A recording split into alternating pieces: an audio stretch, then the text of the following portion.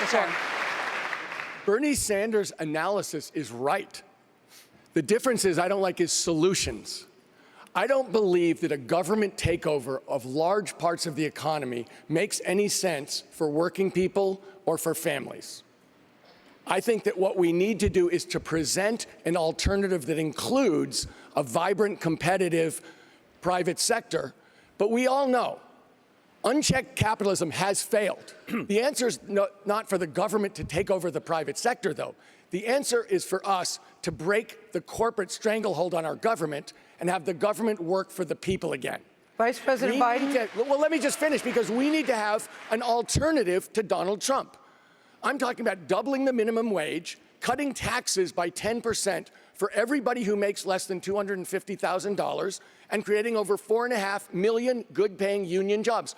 Donald Trump stinks.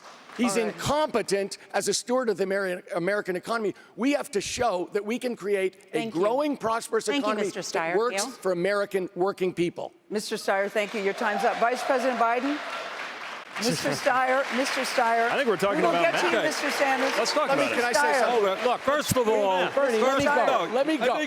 Tom, I think she was talking about my plan, not yours. I think we were talking about math, and it doesn't take 2 hours to do the math, because let's talk about what it adds up to. Well, we don't. Let's talk about math indeed. Okay, so here's the math.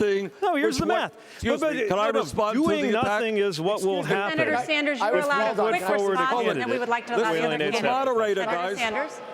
Senator Sanders? Mr. Steyer, please. I was talking about all your programs. Excuse me, Amy. This conversation shows a huge risk for the Democratic Party. And let me say that I got into this race because I wanted to fight for economic justice, for racial justice, and to make sure we had climate justice for the American people. And I am scared.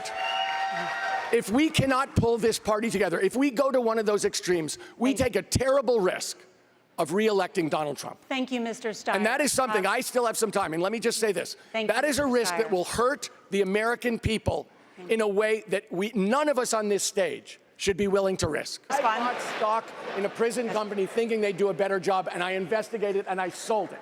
Okay. You knew when you bought it they'd done that. I get to answer this question. And in fact, since then, I've worked to end the use of private prisons in my home state, and we've ended it. I've started a bank to support black ownership of businesses.